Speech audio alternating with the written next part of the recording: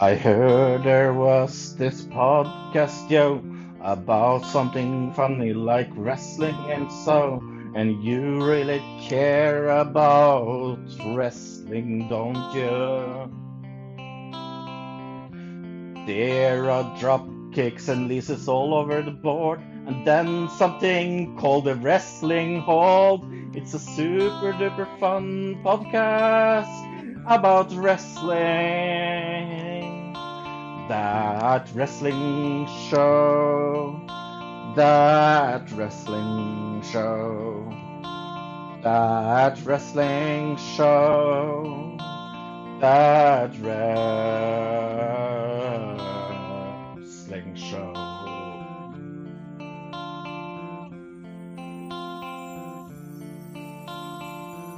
Well, Fro and Bill and maybe a guest or two is here to hold your hand and guide you through a podcast about wrestling. We have a lot of extreme fun, and that's without the gun, because I needed something to rhyme fun with. That wrestling show, that wrestling show, that wrestling show, that wrestling show.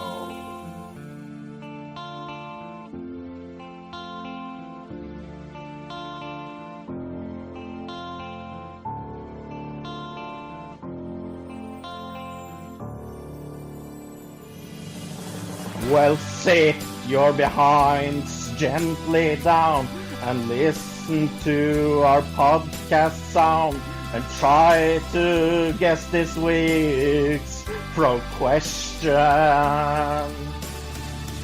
You win a lot of cool things, and also help Bill with his bills. That's a super duper fun competition. That wrestling show. That wrestling show. That wrestling show. That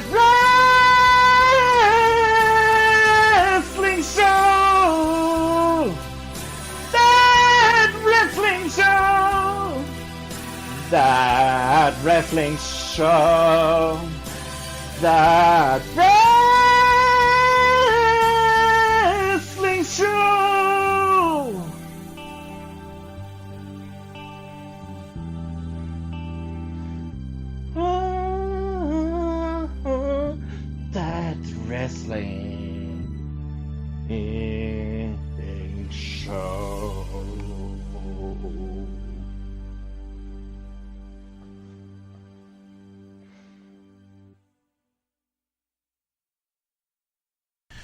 Hello, everybody, and welcome to That Wrestling Show, the only podcast where all pro wrestling matters. And unfortunately, Fro cannot be here to join me this week. So, as a substitute, please welcome our guest at this time, me! Yep, this is a rare one-man episode this week on That Wrestling Show. Pardon me. I think the last time I had a one-man show was back in July when I did the On the Road episode. So this week on the program, I'm going to be talking about the All-In event and how successful it was. And believe me, folks, it was very, very successful. Plus, I'm going to review the first episode of the Mae Young Classic. I have my bracket with me. So if you have not watched Episode 1 of the Mae Young Classic, you may want to do that before I give my thoughts on the matches from the first night. I want to talk about an event that took place last weekend, and yes, folks, there were other events that took place last weekend beside the All-In event, and most notably, was Chikara's King of Trios tournament, their annual 6-man tag team tournament with 16 teams from all over the world.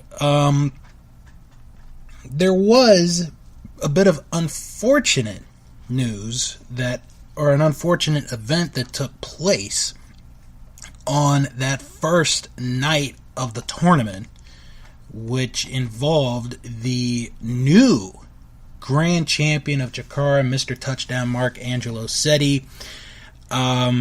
In his team's first round match against a team from Beyond Wrestling, he heard a snap or a pop in his leg, and he was grimacing in pain, and it was to the point where they stopped the match.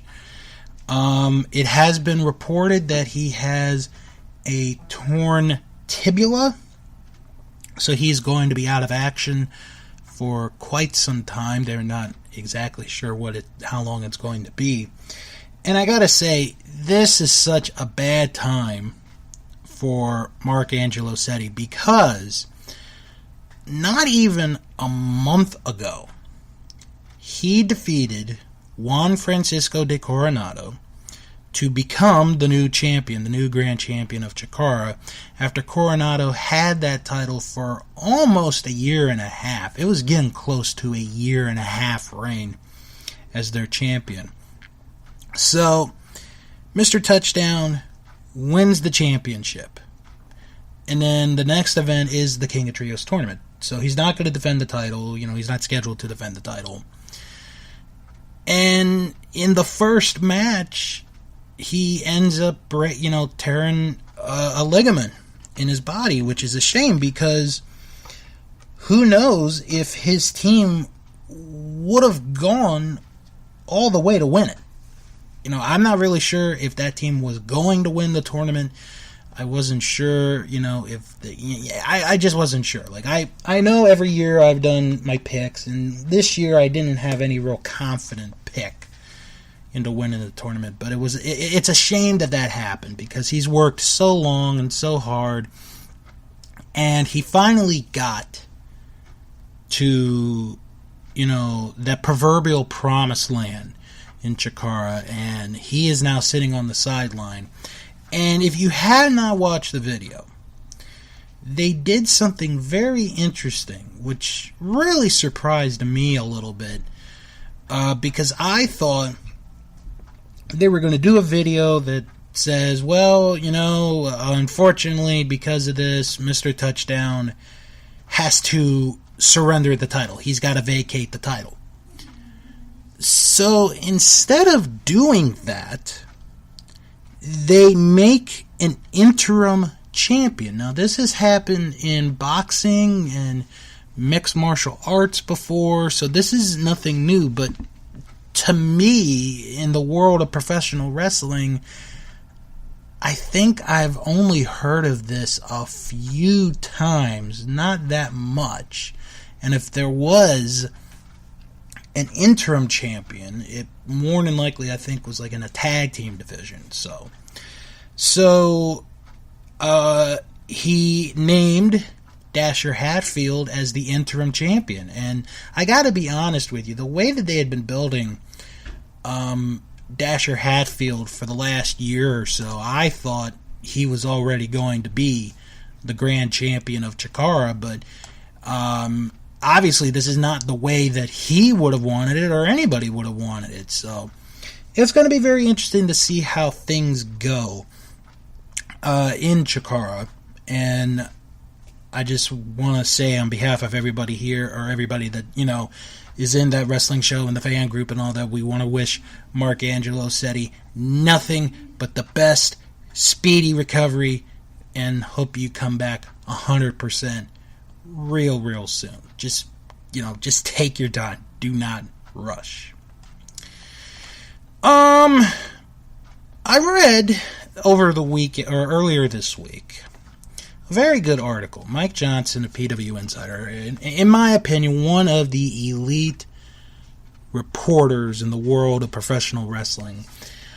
He wrote a very good article this week, and it got to me thinking about it, because he felt that now is the time to have a Hall of Fame for Ring of Honor. Now, the company's been around 16 years, so maybe now is the time to do a Ring of Honor Hall of Fame. And I want to read the list of who he would have in no particular order. Who they would have, or who he would have go in. And one of the main things for this list is that the people that are there, or that are on his list, should not be or cannot be at this point in time in any way associated with WWE. So, I'm going to tell you guys right off the bat, AJ Styles is not on this list. Samoa Joe's not on this list. Daniel Bryan's not on this list. Nigel McGuinness is not on this list. So before, our diehard Ring of Honor fans go crazy and are like, oh, why isn't that person there? Why isn't that person there? I just told you. So, let me read you his list. His list, Mike Johnson's list, includes the Briscoe brothers, Low Key, Christopher Daniels and Allison Danger, Larry Sweeney, Homicide, CM Punk, Doug Gentry, The Hit Squad, Paul London, and Trent Acid. Alright, I want to talk about this list, because there are some who right away get, it's like excellent choice. Briscoes are right off the bat an excellent choice. They really are. They have been there since the very beginning and are still there. With the exception of missing a year and a half due to Mark's motorcycle injury, which almost killed him, the Briscoes have been at Ring of Honor for the entire duration of the company. So, they should definitely go in.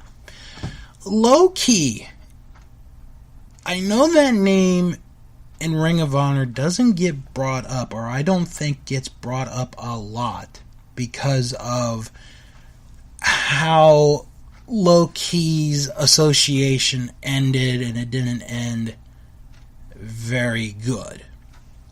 But Low Key is such an important part of the history of Ring of Honor. I mean, heck, he's the first Ring of Honor world champion, the first champion ever, the first Ring of Honor champion.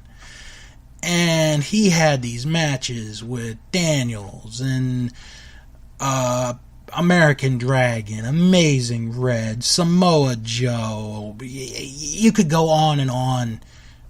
The amount of matches that he had, and he definitely deserves to be in that Hall of Fame if they ever were to do it. Christopher Daniels, to me, is a first ballot Hall of Famer. Hands down, first ballot Hall of Famer for Ring of Honor. He's done everything. He's done everything for Ring of Honor.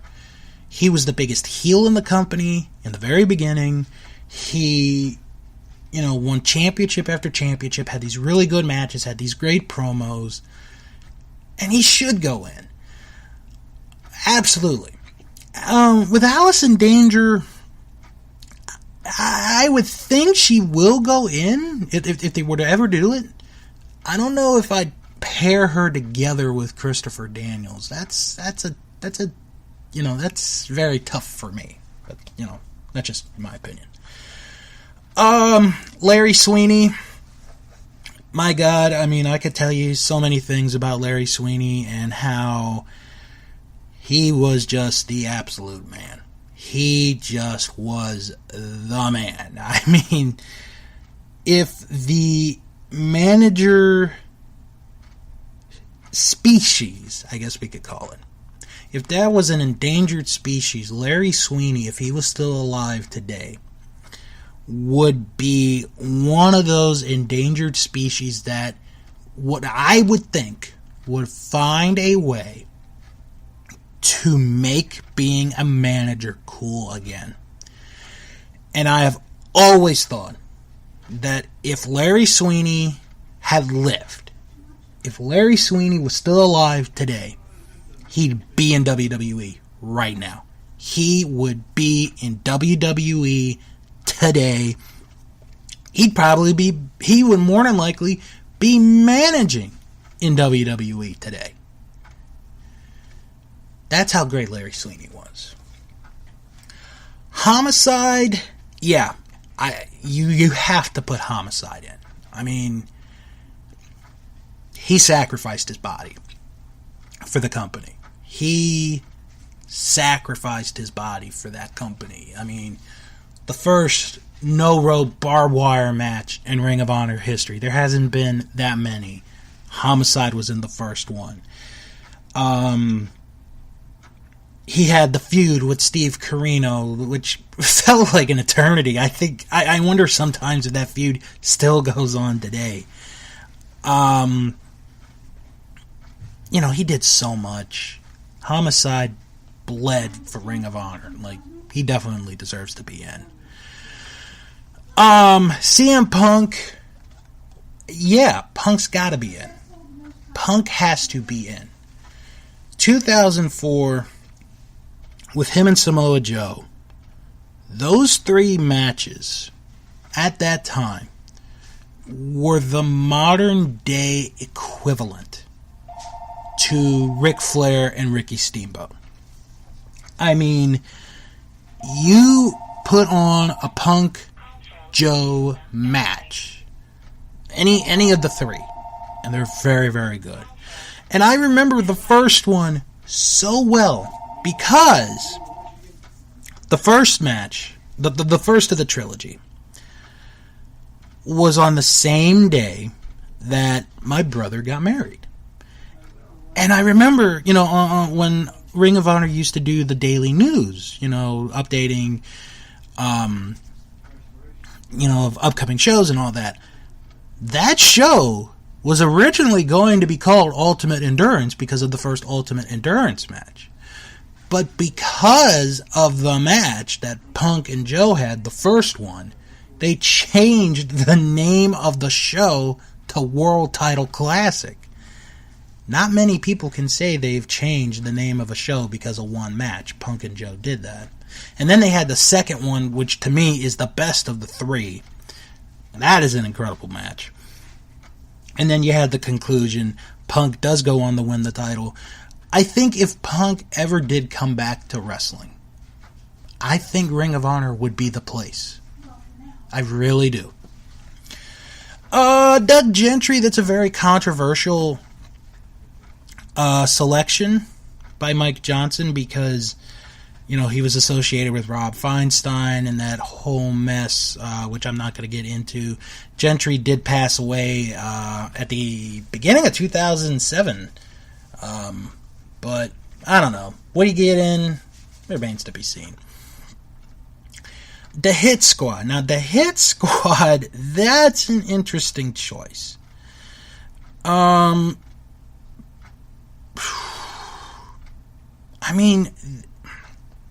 this is with all due respect to Dan Moff and Steve Mack. This is with all due respect.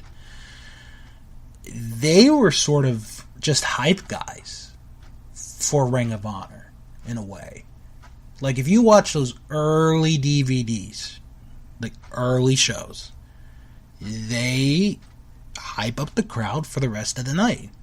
I'm not saying they're not a good team. They were a good team, but would I put them in the Hall of Fame, the Ring of Honor Hall of Fame? I don't know. I really don't know. Paul London, this is where Paul London got his start, was Ring of Honor. This is where he became a star in the business, was Ring of Honor. Yeah, I'd put him in. The Michael Shane feud that he had put him on the map. And then he had that match with Bryan Danielson, the 2 out of 3 falls match. It went darn near 45 minutes. I'd put him in. And then Trent Acid, I don't think I'd put him in, just because I don't think he's done enough, or he did not do enough in Ring of Honor, but that's just me.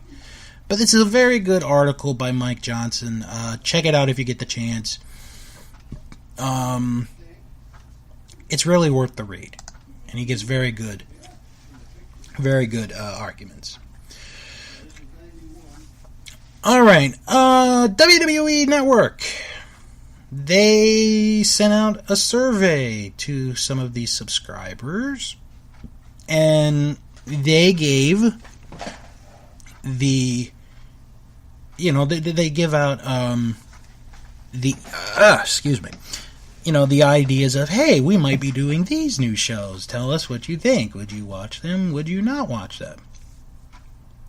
So I'm going to read this list, and I'm going to give you the description, and I'll tell you guys what I think of it. So the first idea is a live morning show on the WWE Network called WWE Now Live. I don't think I need that. I really don't.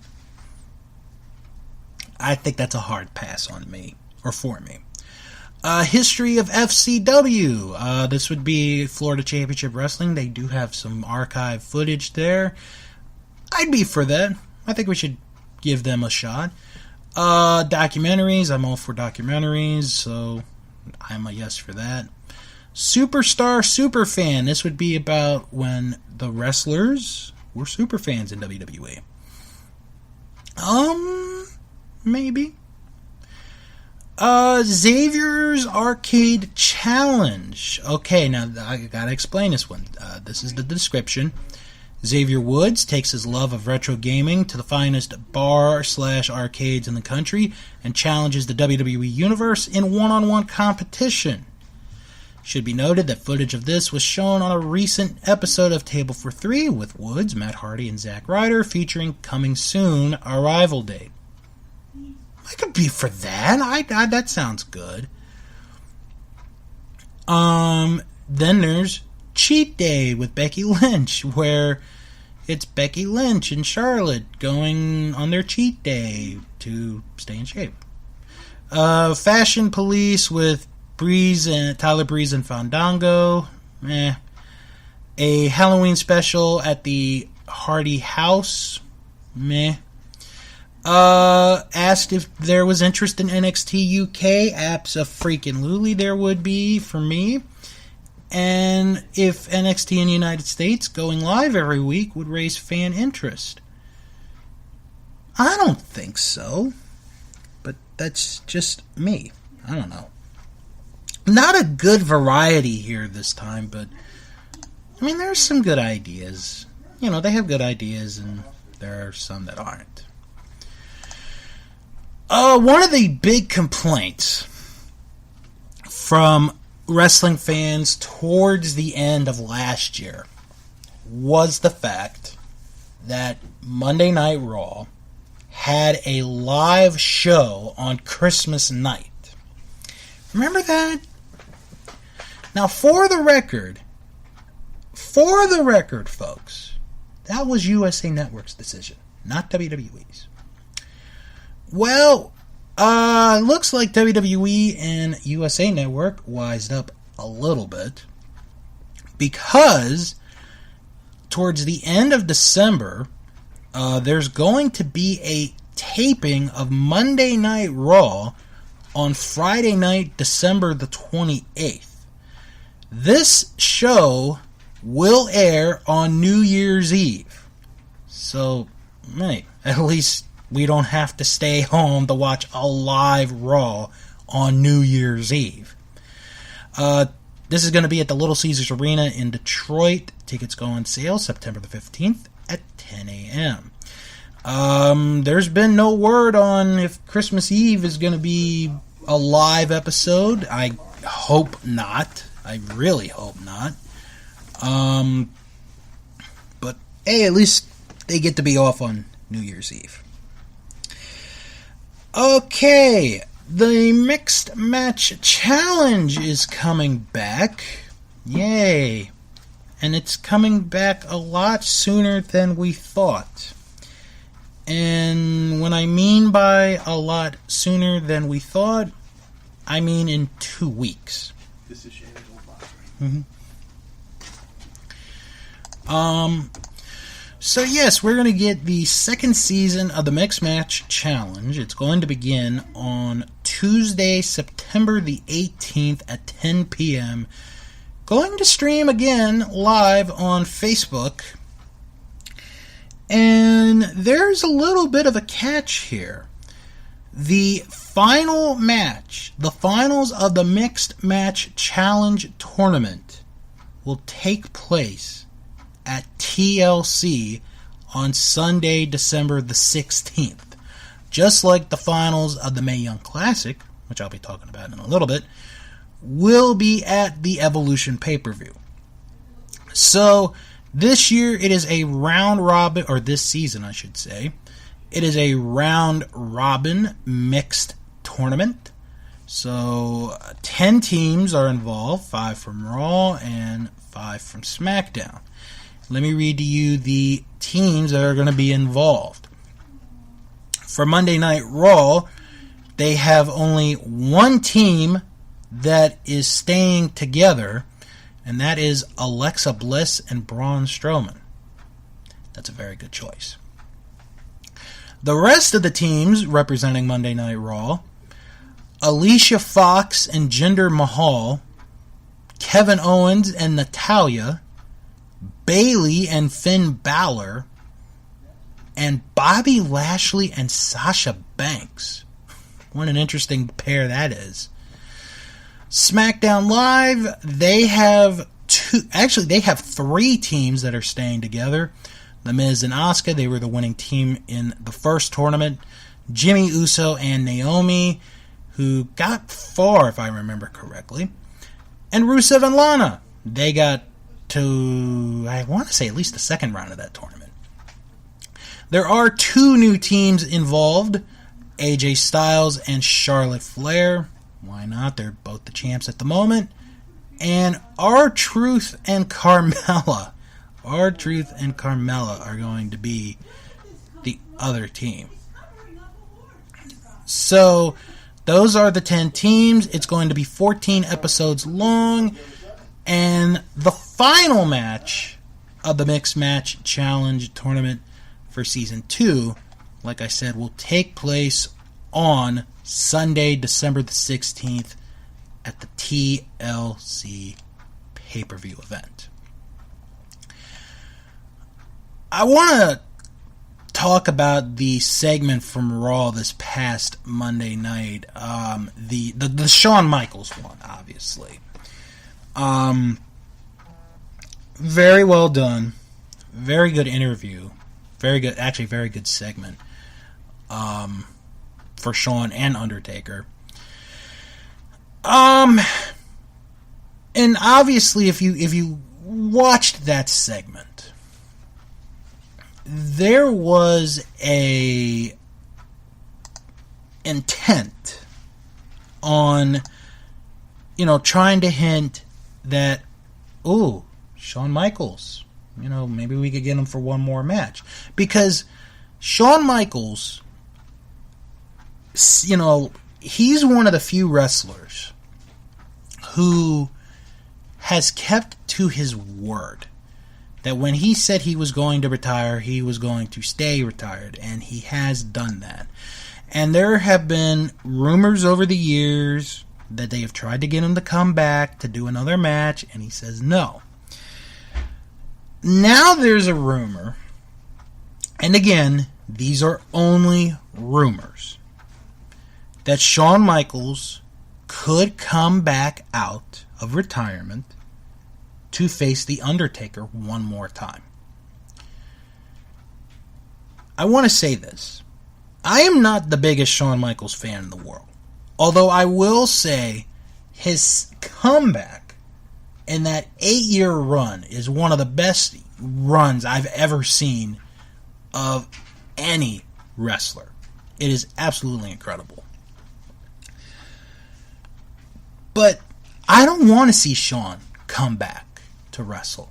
Not because I don't like him. I like him. I respect the guy. He put his body on the line for many, many years and is one of the best wrestlers of all time. However, when a man said that he is going to retire and he's going to stay retired, and he keeps his word, I respect that man even more.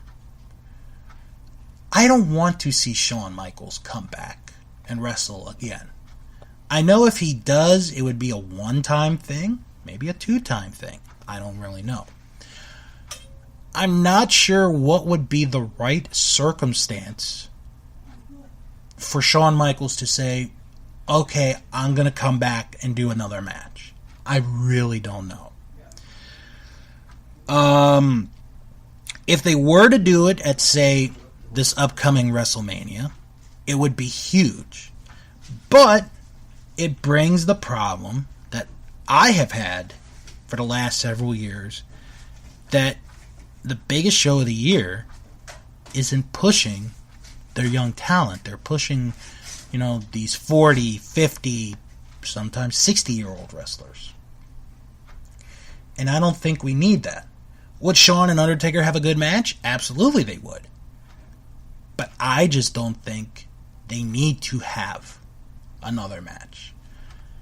I think Shawn should stick to his guns, stay retired, and that be the end of it. That's what I think.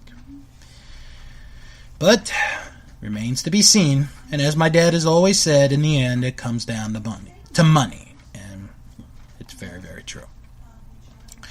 WWE, they got they got a new partnership and a licensing partnership as well. WWE announced yesterday that they have agreed to a partnership with Hyundai. Yes. I'll read a little bit of the press release. To highlight its 20th anniversary, Hyundai Hope on Wheels, a 501c in parentheses 3 non-profit organization, today announced a partnership with WWE in support of National Childhood Cancer Awareness Month. This week's Monday Night Raw kicked off a month-long worth of activities as Hope on Wheels joins WWE in a 4-city tour to offer children cancer fighters at HHOW partner pediatric institutions a VIP and superfan experience. The exclusive fanfare package comes complete with special VIP seating, WWE backstage access, along with a private meet and greet with WWE superstars and Hope on Wheels National Youth Ambassador, Carter Gates. So, WWE's doing a good job staying in the limelight. The 3 cities that they will be attending, September 10th will be New Orleans, September 17th will be Dallas, and September 24th will be in Denver. The other partnership is with WizKids. I'll read this press release, as this press release came out earlier today.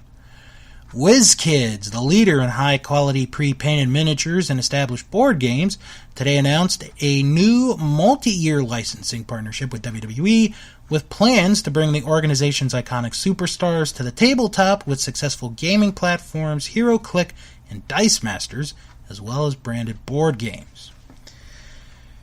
HeroClix is the number one selling collectible miniatures game in the world, where players will now be able to form their dream team of WWE superstars to engage their opponents in tabletop combat.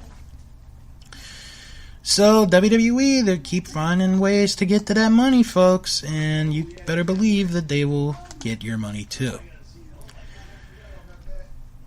Alright, we can announce the date for Ring of Honor's biggest event of the year, Final Battle. It is Friday, December the 14th, and it will be on pay-per-view, obviously. Tickets for this event, which will be held at the Hammerstein Ballroom, go on sale for Honor Club members this coming Wednesday, September the 12th at 10 a.m. And for general public, they will go on sale next Friday at 10 a.m. Eastern. I would imagine that this will be the last New York show that Ring of Honor does before the big one in Madison Square Garden on April the 6th.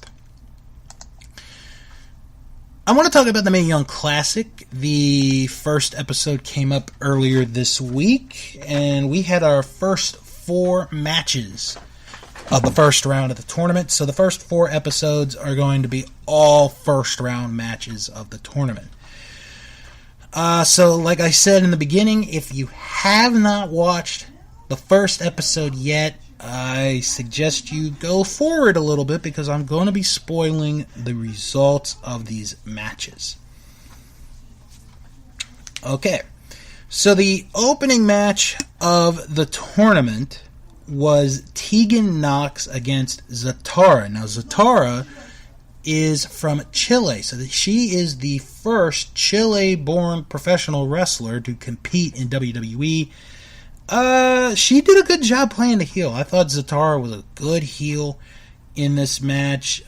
Tegan Nox is a very believable face. Good back and forth action. Tegan Nox got the win to advance into round number 2. Second match was Rhea Ripley against MJ Jenkins. I gotta say, I'm not into the character of MJ Jenkins. I just couldn't buy into it. It's nothing against her. I'm sure she's a sweet person, but I just really couldn't buy into it. Rhea Ripley, changed of attitude over the year. Was sort of a no-fun kind of person in this one. She got the win to advance. Probably my least favorite match of this episode, but, when you have 4 matches, there is one that's going to be the one that you didn't like, and this was the one I didn't like. Third match was a very interesting match. It was Lacey Lane against Vanessa Craven. Now, I have seen Vanessa Craven in wrestling over the years. IWA Mid-South, Shimmer. She's the tallest woman in the tournament. She's 6'2". And she's aged pretty well from the first few times I saw her. It was a good big woman, little woman match. That's how I looked at it. I thought it was a good match. Vanessa was a good heel. She used her size to her advantage. It was really well done.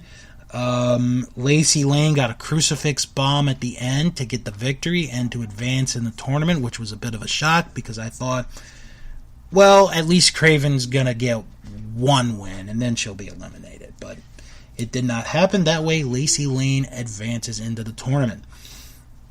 Then the last match of this episode, Miko Satomura against Killer Kelly. This was the best match of this first episode. Really hard-hitting battle.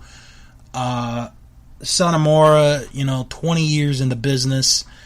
Very experienced. She's just very, very good in the ring.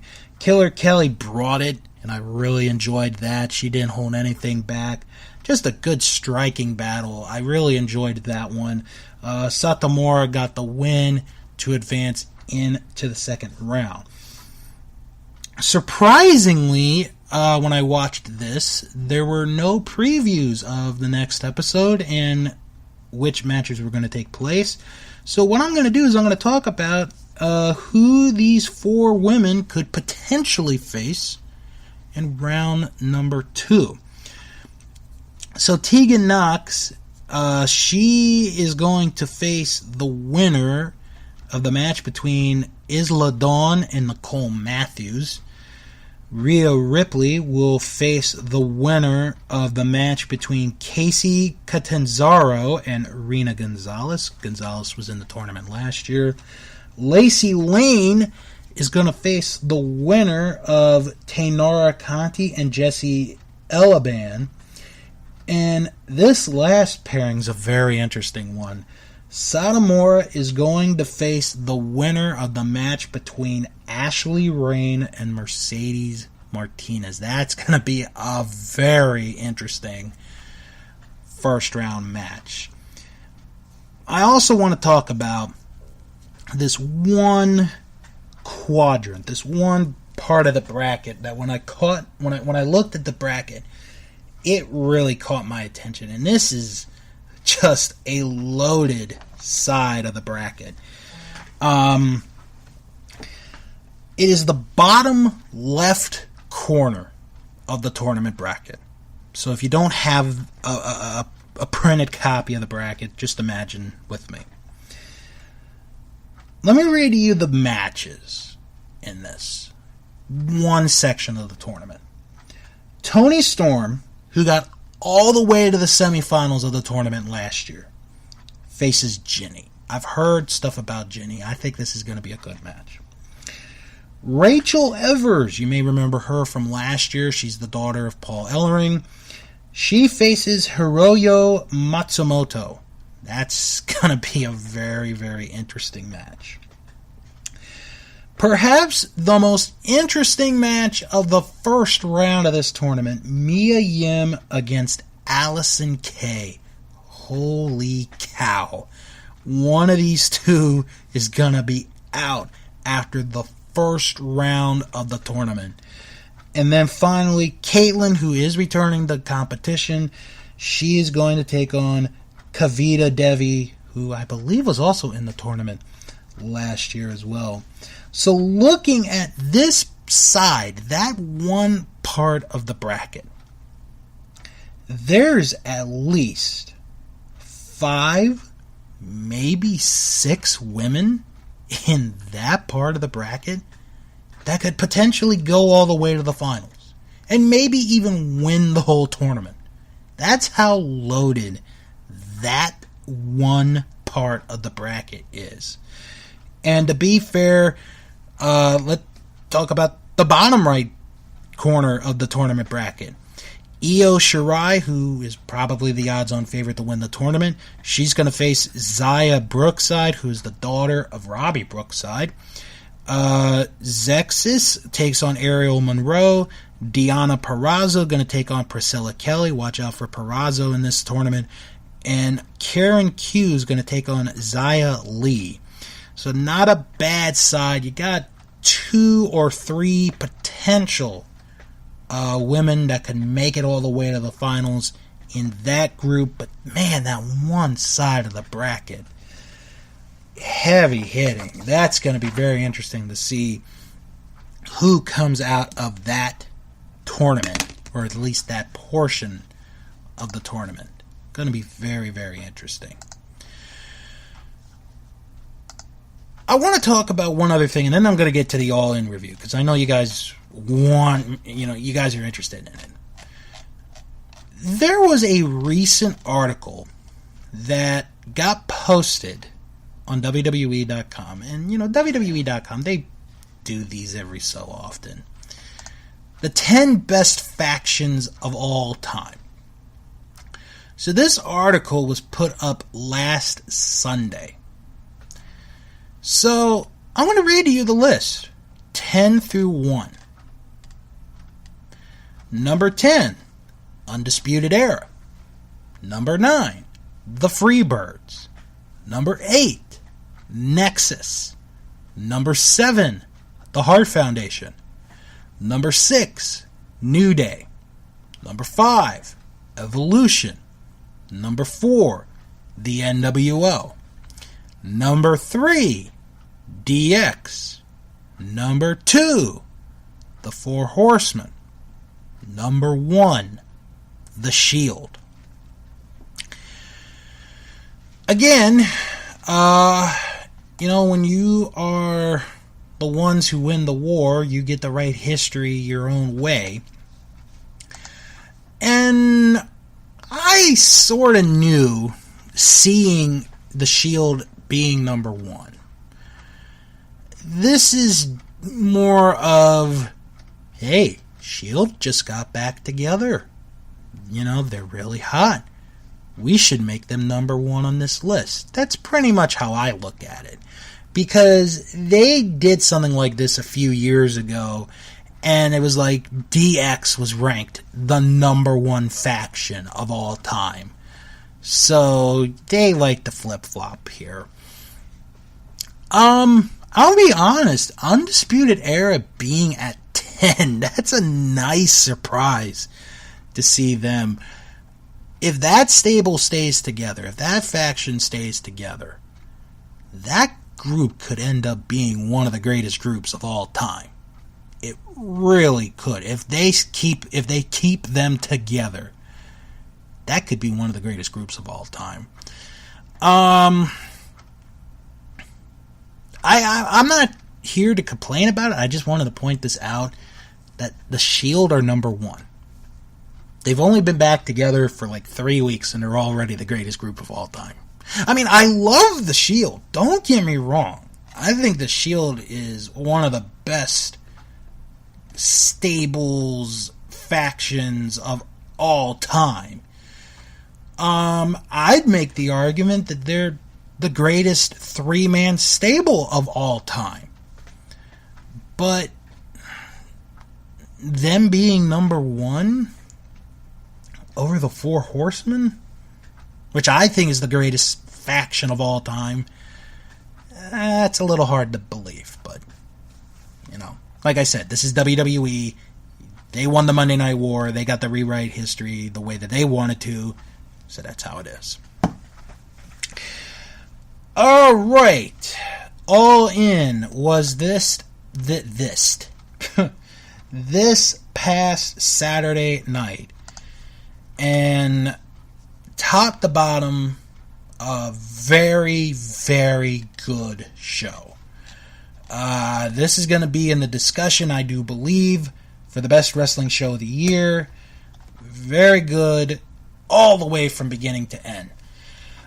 Before I get into the detail, or before I get into the matches and my thoughts on these, a couple of interesting notes to bring up. Fight TV, which was one of the providers that you could watch this event on, grossed more than $1 million. And this is between the actual pay-per-view and the StarCast pay-per-view, where you could watch all those podcasts, that were going on during the StarCast convention. So they grossed more than $1 million on that.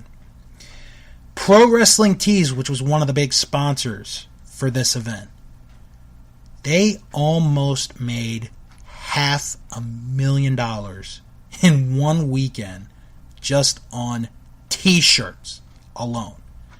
They almost made $500,000. The pay-per-view itself, they ended up selling over 10,000. It was like 11,000 tickets sold. And the gate for that was I have the number here. $458,525. Almost $500,000 at the gate for that event. Absolutely incredible. The pre-show that they had on WGN, almost 200,000 viewers. Was the most watched show on WGN America for the entire week. That's how big this was. It was the number one trend on Twitter for much of the night. That's how popular it was. It did such good business, folks. It really did. Now, I watched the event on pay-per-view.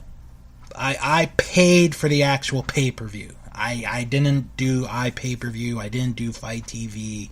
I had heard that there was some technical issues early on the Fight TV app. But they eventually got it together and people were able to see most of the show. So I want to talk about all the matches. I'm going to give you guys my thoughts, my grades on these shows, and I'll give you Meltzer's because I did look up for CBS Sports and ESPN. They did not give any rating for this. They didn't do coverage for this event. And that's what makes me a little bit ticked off. Because you are CBS Sports. You are ESPN. You cover all the WWE pay-per-view events. You cover NXT. You do articles on wrestlers in Ring of Honor or Pro Wrestling Guerrilla or New Japan. And yet you won't do any live coverage of the event. Not one bit. Didn't see any rating. Didn't see any conversation about it. None. But that's why you listen to this show, folks. Because at least somebody who's a wrestling fan, who covers wrestling, watched the show. Unlike those at CBS Sports and ESPN. Alright, so let's get into the pre-show matches. So the first match was a tag team match. SoCal Uncensored of Frankie Kazarian and Scorpio Sky fought the Briscoe brothers. This was a non-title match, by the way. And the Briscoes played the heels very, very well. This Chicago crowd was very, very good. Just a good back and forth tag team match. Bunch of near falls, but I really liked the ending to the match. The Briscoes, they had the Doomsday Device set up. It was on Kazarian. Kazarian was going to take the Doomsday Device. Mark does the jump, but as he's in midair, Kazarian grabs him, gets off the shoulders of Jay, hits a power slam, and that's enough to get the 3 count. To get the victory. A very good ending to the match. It was a good match. Really liked the ending to the match. I had my nephew here. He saw this match and the other match that I'm going to talk about in a moment. This was a good match. I enjoyed this match. I gave this a B-, especially for the ending. Meltzer gave this 3 3/4 stars. So the other match, the other pre-show match, was the over-the-budget Battle Royal, where I think it ended up being almost 30 people in this match. Some of the participants we knew, because Fro and I had talked about it on the show last week. Others we did not know. They came as surprises. One of the surprises was Bully Ray. Bully Ray was the last guy to come out to the ring for the Battle Royal.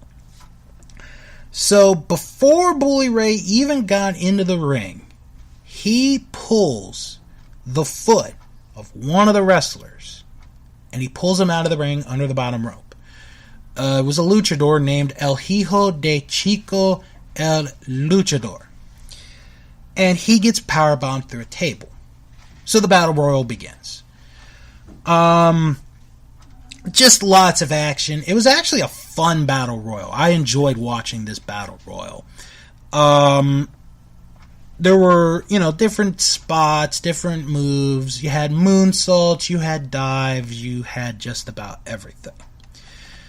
The star of the match, to me, the star of the match was this one wrestler.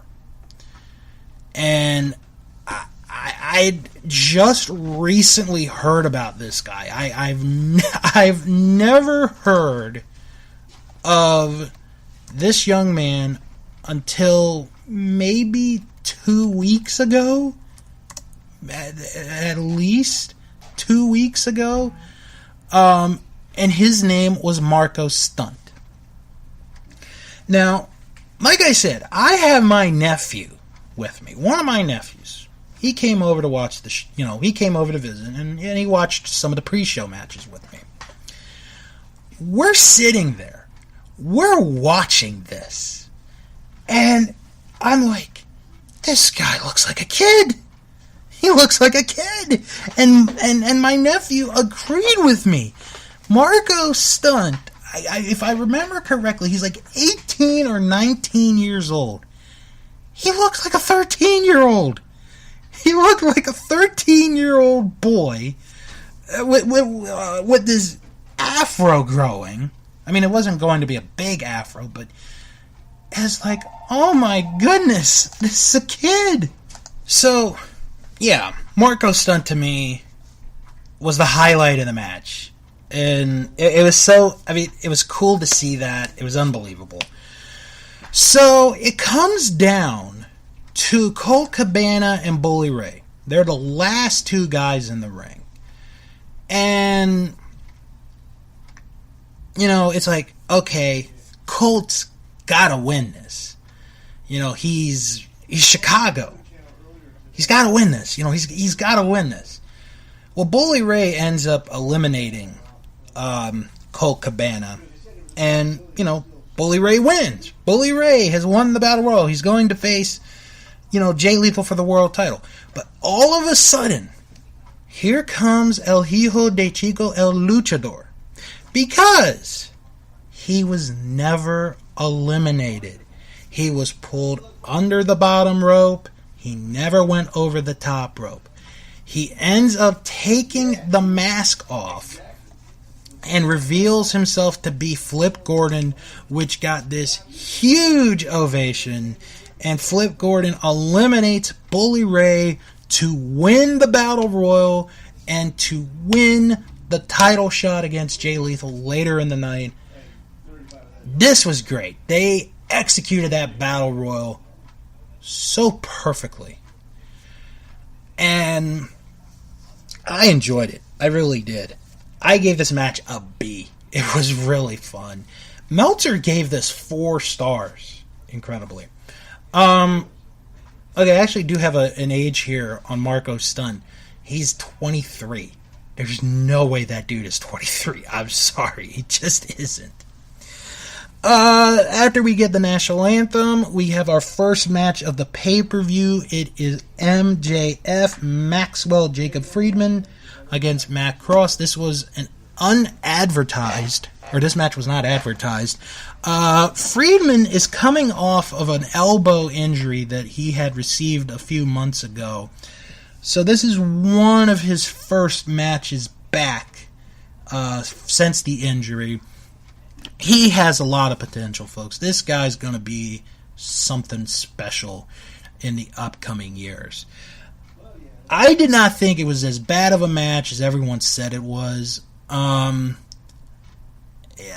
thought it was a decent match. I mean, I think if you're going to pinpoint something, the limit is, Friedman had an injured elbow.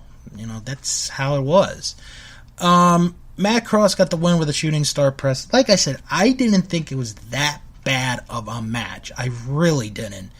I gave it a B-. Meltzer gave this 2 3/4 stars. Next match was a very interesting match. Christopher Daniels against Stephen Amell. Yes, the star from Arrow.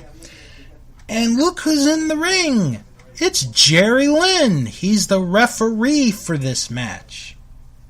Well, of course, Jerry Lynn has retired as a professional wrestler, so maybe he's contemplating being a referee. Now, before the match even starts, we see in the front row John Mayer. No, I kid you not, folks.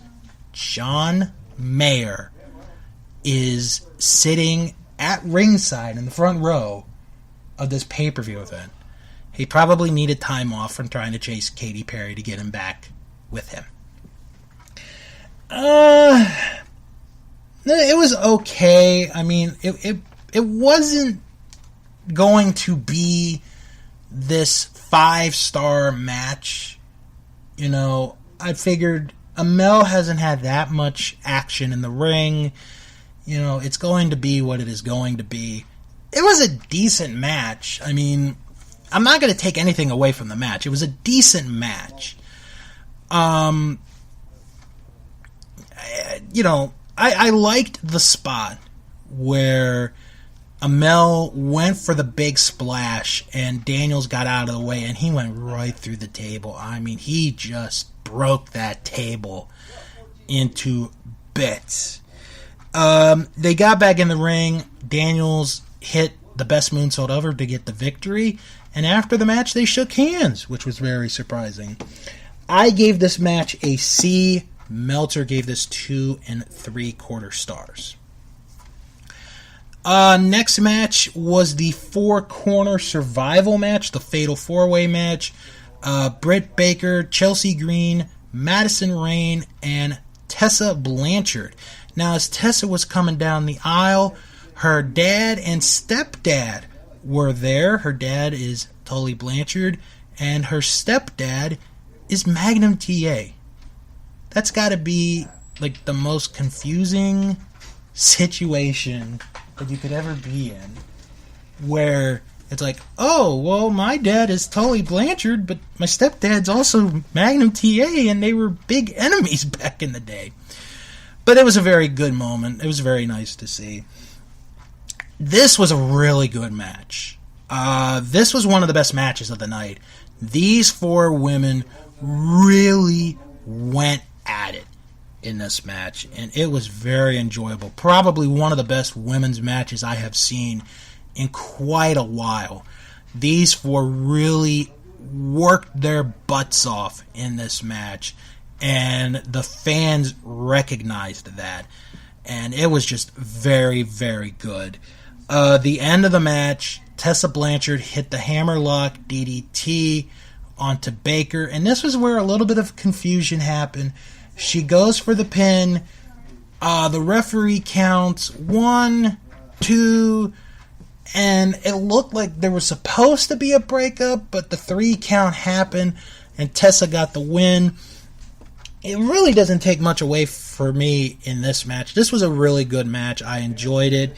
I gave this match a B+. This was a really good match. One of the best matches of this night. Go out of your way to see this one. It is worth the watch. Meltzer gave this 3 1/4 stars. Then we had one of the more anticipated matches of the night. The NWA World Heavyweight Championship. Nick Aldis defending against Cody. This was done really well. This just was done really, really well. They made this match mean something. I mean, it already meant something, but they made it mean something even more. Because they have camera in the back. Cody's walking towards the entranceway. He's got a team with him walking to the ring. Nick Aldis has the same thing, which was really, really cool. Earl Hebner, the referee for the match. The match told a really good story. I enjoyed this match. It told a good story that early on, Cody was going to do anything to win the title. And then we get a moment where Cody jumps the top rope and Aldis hits him with a forearm. And Earl puts up the X sign. And it's like, oh no, this can't be good. This match is, I thought it was for real. I thought the match was over. So DDP, who was one of the cornermen for Cody going, for the entrance, he comes to check on Cody. Shawn Daivari comes out, and he's getting into an argument with DDP, and it ends up with Daivari getting a diamond cutter. So the match eventually continues, and Cody is busted open. He is busted open. The fortunate thing about that was the cut was not that bad, and because at first it looked like there was a lot of blood, but thankfully it wasn't. And then we had a very good back and forth match, and Brandy was involved. She was very concerned about, should he continue this match? Because, he's lost a good amount of blood. So then, Aldis climbs the top rope, and he's going to hit an elbow drop. Brandy gets in the ring, and she's begging Nick, don't do this. Don't do this. He's taken enough. So Nick jumps off the top rope. Brandy goes over Cody, and she takes the full force of the elbow drop, which really looked good. It looked really, really good. So the end of the match, Cody eventually comes back. They each hit their moves. They just can't get it done. Aldis goes to the ropes. Aldis tries for a sunset flip to try to get Cody over. Cody drops down to his knees, grabs the legs of Aldis, traps him, and he gets the 3 count and the victory, and the arena went crazy. And we have a brand new NWA World's Heavyweight Champion in Cody, the first father-son pair to ever win the World's Heavyweight Championship. Man, that reaction was incredible. It was just unbelievable. I really liked the story of the match. It was really, really good. I gave this a B. Meltzer gave this 4 stars, and rightfully so. So then we go from one of the better told stories of the night, to, wow, I don't know how to describe this one. So the match is Joey Janela against Hangman Page. Originally, this was going to be a regular wrestling match, but it ends up becoming a Chicago street fight. Then we get this video package, and I'm going to be completely honest with you folks. I don't watch Being the Elite, only because there's so much for me to do. I just don't watch it. So they dive into this story of where Adam Page ended up killing Joey Ryan, which got me confused, because it's like, okay. And then, during the match, the announcers, who, by the way, were Ian Riccaboni, Don Callis, and Excalibur, and they all did a very good job broadcasting. They mentioned how at the press conference yesterday, Adam Page confessed. He told the people at the press conference that he killed Joey Ryan. And his lawyers are like, no, don't say that. So we have a story. It was very weird. Now, the match was good.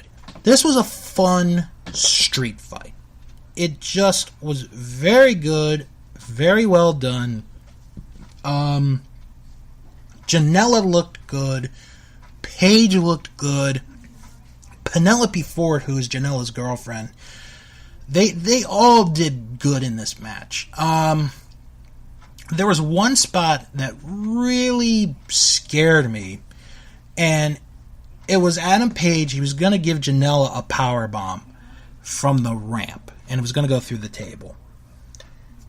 And he does the move, but it looks like Janela missed. Like, he missed the table by a few inches. It was a little bit of a scary moment there. This was just a good old-fashioned Chicago street fight. And Adam Page got the win with the rites of passage, and it was from the ladder through a table. It was a very good-looking spot. Page got the win. I gave this match an A-. This was a really good match. Meltzer gave it 4.25 stars. Now, if you have not seen this pay-per-view, this is where it just got weird. I mean, after I saw this, I posted on my Facebook. As a wrestling fan, you think you have seen everything. But then, this happened. This might be the ultimate, well, I have seen everything now. So, not even 15 seconds after the match, we go to this video. Here's Joey Ryan, supposedly dead, in quotes. And we get this shot of his penis rising. Because for those of you who don't know the Joey Ryan character, you know, he is the king of dong style. Like, he has a very strong penis. So we get that. And then in one of the weirdest moments I have ever seen in my life, and I wish I could say to you guys that didn't see this, that this is a joke, but it actually happened. Here are about 10 guys coming down the aisle in inflatable penis costumes. I am not kidding. They come down. My thought was they were supposed to be like the Druids, like the Undertaker. The Druids represent the Undertaker. So these guys in penis costumes are the Druids of Joey Ryan?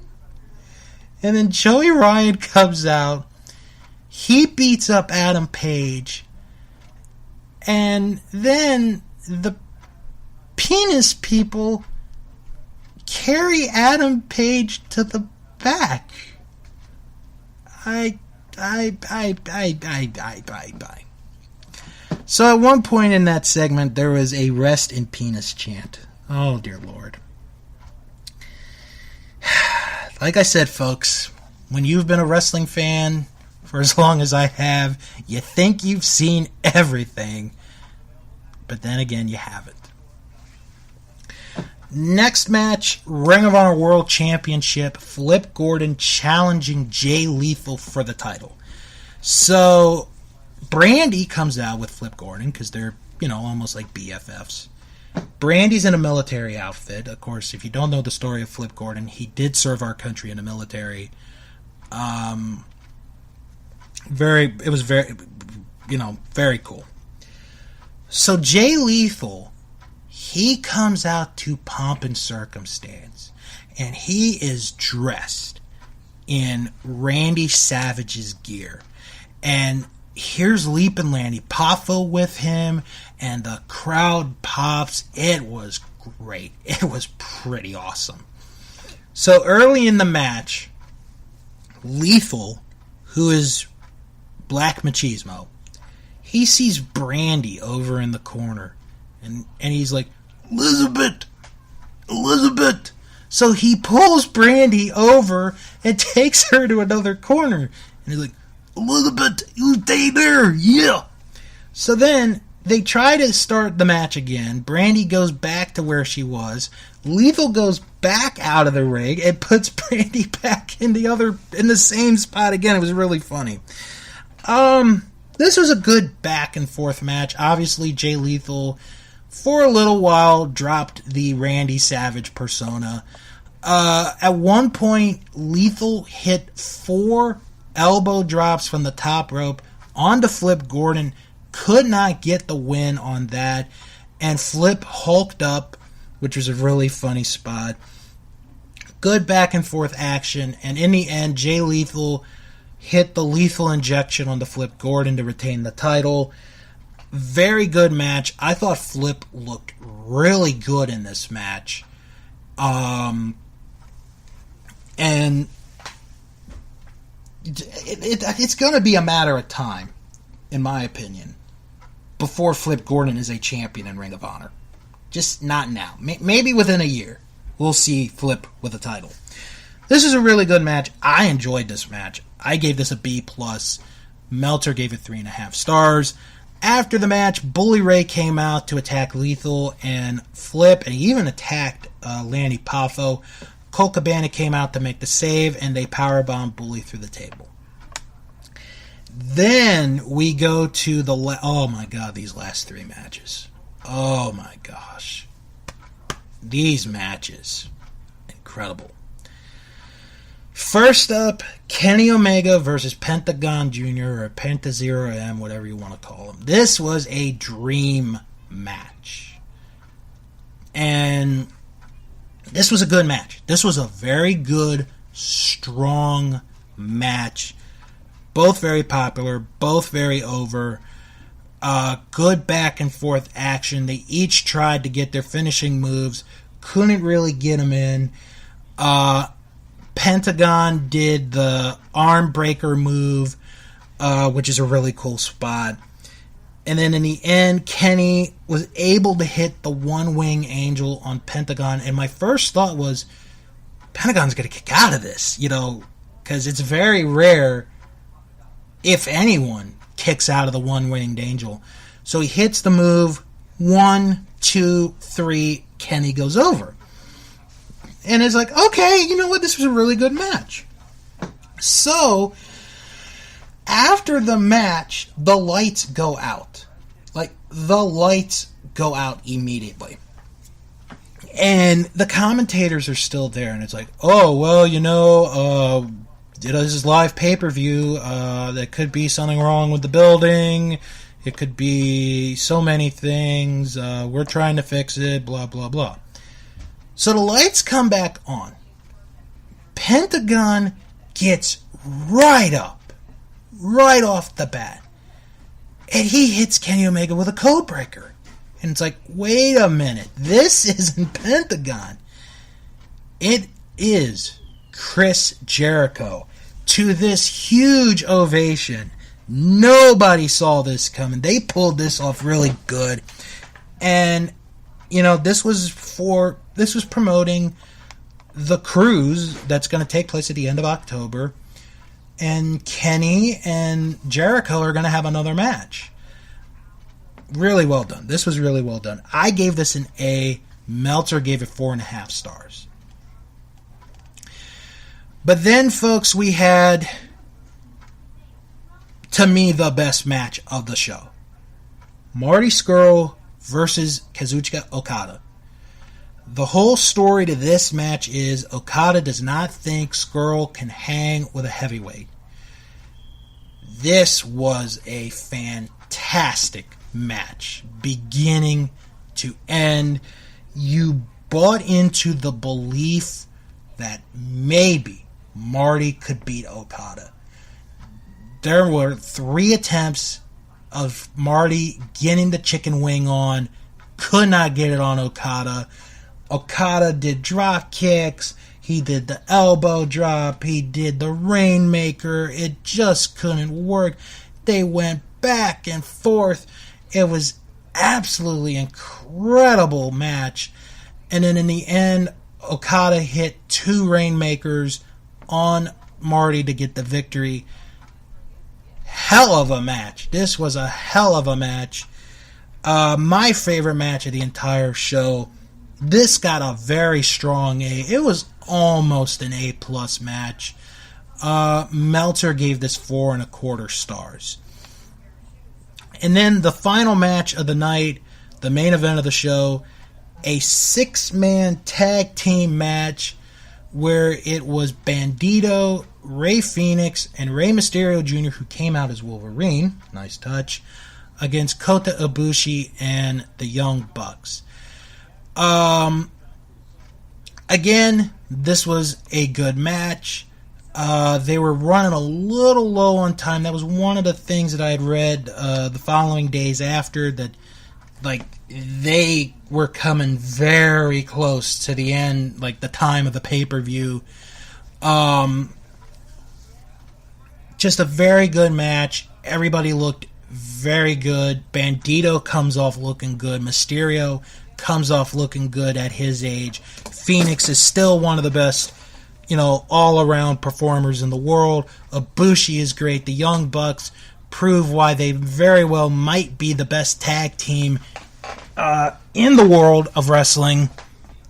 And then in the end, the Young Bucks hit the Meltzer driver on Bandito to get the victory. Very good main event. I gave this an A-. And the fact that these 6 guys were able to pull off such a good match after the 2 previous matches beforehand, where you could make the argument that those 2 could have been the 2 best matches of the night, and they were still able to pull this off and have the fans involved. Really a great job all around by those 6 men in that main event. I gave it an A-. Meltzer gave this 4.5 stars. And I want to say, before I get to what our fans thought of this pay-per-view had the ECW barely legal vibe, where it was like, these guys are taking a chance. There are some people not expecting them to pull this off. They did pull it off, and it comes off as one of the best shows of the entire year. And, you can't really, like some people, I read Christopher Daniels' tweet saying that people were comparing this to Raw and SmackDown. You can't really do that. You just can't. You really can't. It's 2 completely different products, 2 completely different shows. You just can't compare the 2. This was just an all-out, fantastic show from beginning to end. It really was. There wasn't a really bad match on this show. There was not. And it was just a very good show. It was just incredible. It really was incredible. So our Facebook group, the majority of the people gave this show an A. The majority gave them an A. 1 gave it a B, and 1 gave it an F. Oh, how could you give this show an F? Oh, this was an A show for me. My favorite match was Skrull and Okada. It tied with Omega and Pentagon. And then the least favorite match, the majority went with the opening match, MJF and Matt Cross. And I understand where they're coming from, but I gotta go Christopher Daniels and Stephen Amell. You sort of knew what was coming with that match. But like I said, it wasn't a bad match. It just, I just didn't like it. All right. Whew. Well, I hope you guys enjoyed your week in wrestling, your look into the world of professional wrestling. So I'm going to do some plugs here. You can follow the show on Twitter. It is at WrestlingShow11. You can follow Fro on Twitter at FroIsMe. And you can follow me on Twitter at House of Bill. Don't forget to join our official Facebook group, That Wrestling Show Fan Group. Type that in the search bar and you will be right there. And if you can't find it for any reason, don't worry. I post the link in the description box and you guys can join from there. Check out the website, thatwrestlingshow.com. Visit my Patreon page, patreon.com/Bill's World of Podcasts. Your support and donations help not only this show, but some of the other shows that I do as well. Fro's not here, but I will plug his podcast, Another Digital Citizen, that he does with Luke. I'm going to read you the description of this week's show. This week, they will be talking about the news of the week, Tron Tells the Truth, TV of the Week, Castle Rock Episode 8 review, the Total Warriors podcast review. I told them about it, so I might have to take a listen into that. Movies of the Week, and their review of the movie Kin. And you guys can subscribe via iTunes there. I do another podcast, another weekly podcast called Shark's Pond, a South Park podcast. This week, I reviewed the legendary Season 7 episode, Casa Bonita. I think you guys have heard of this episode before. You guys go check that out. And of course, if you can, please, if you are subscribed to this show via iTunes, give us a good rating. Give us, a good rating, a good review, so the way more people can find us, the more listeners we get. Also want to plug real quick, in just 9 days, not that far from now, the first episode of Eliminated, a Royal Rumble podcast, will air with myself and Jim Boy Star as we will talk about the 1988 Royal Rumble match. Next week on That Wrestling Show, hopefully Fro will return. I'll talk about episode number 2 of the Mae Young Classic and give an update on the tournament brackets. Plus, going to give you our predictions for the Hell in a Cell pay-per-view and so much more. So on that note, everyone, have a good weekend. Have fun. Be safe. And when you're done doing whatever it is that you do, come back here next week for another episode of That Wrestling Show, the only podcast where all pro wrestling matters. And as always, wrestle on.